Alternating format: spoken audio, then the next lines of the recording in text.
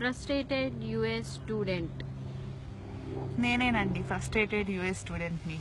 BTech అయిపోయింది, సంవత్సరం ఖాళీగా ఇంట్లో ఉన్నాం, ఏం చేయాలో తెలీదు. అందరు అమెరికా వెళ్తున్నారు, అబ్బా అమెరికా అనుకుంటా వచ్చాను. అమెరికా వచ్చా, ఏం చేయాలో తెలీదు. సిలికాన్ వ్యాలీ, NPU ఉన్నాయి రెండు, మాలాంటి వాళ్ళ కోసమే. వీసాలు ఇచ్చేసారు, వచ్చేసాం ఫ్లైట్ ఎక్కి.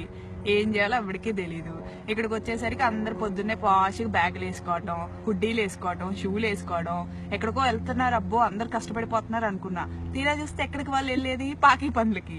ఇల్లు కడగటం, పిల్లలకి స్నానాలు చేయించడం, అన్నాలు పెట్టడం, ఇవే వాళ్ళు చేసే పనులు. వచ్చేస్తారు మళ్ళీ పాష్గా అదే బ్యాగులు. బస్సులో వస్తారు, కొంతమంది కార్లలో వస్తారు, నెలకి 2000 సంపాదిస్తారు. అయిపోయింది, వస్తారు, ఇంటికి వస్తారు, వండుకుంటారు, తింటారు, పడుకుంటారు. ఇక్కడ ఇల్లు చెప్పలేనంత కాస్ట్లీ, ఒక్కొక్కటి 3000 రెంట్. కట్టుకోలేరు, ఏం చేస్తారు? గొర్రెల్లాగా ఒక్కొక్క రూముల్లో 7, ఇల్లు మొత్తం 15 మంది ఉంటారు. సో 300 కట్టుకుంటారు.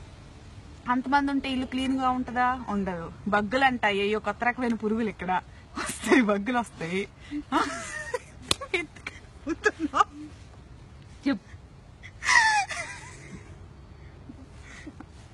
బగ్గులు ఉంటాయి, ఏయో ఎంత పురుగులు అవి కొడతాయి.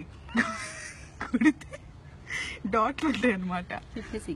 కొడతాయండి, డాట్లు వస్తాయి అంటే ఏవో 2 వచ్చిన కొత్తలో తెలిసింది. రెక్స్ఫోర్డ్ అని అక్కడ ఉన్నాం, ఏవో కుట్ని ఏమైందా అని చూసుకుంటే ఏవో ఇక్కడ 2 ఉన్నాయి అన్నమాట. చూస్తే ఏంటంటే బక్స్ అన్నారు. బక్స్ ఏంటా అని గూగుల్ చేసా, మనకు తెలియదు కదా. చూస్తే కనపడ్డాయి, ఏదో ఎంత పురుగు ఎంత ఉంది. నల్లులు అంట, ఇండియాలో నల్లులు అంటారంట వాటిని. అవే కుట్ని అంట, నన్ను నాకు తెలీదు.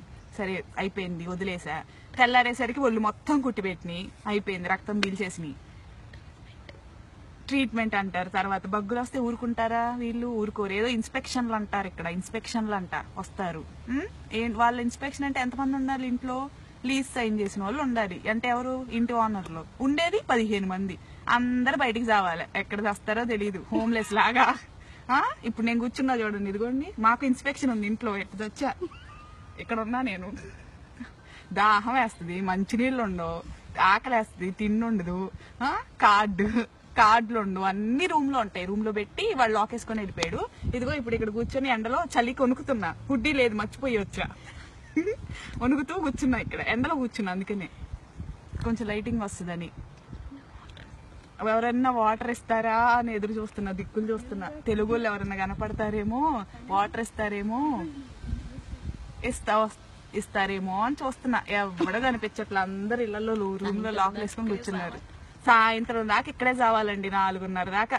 ఒక్కరోజు దొరుకుద్ది. నేను పాకి జాబే చేస్తున్నా, ఒక్క జాబు దొరుకుద్ది హాలిడే ఇంట్లో కూర్చోడానికి. అది లేదు.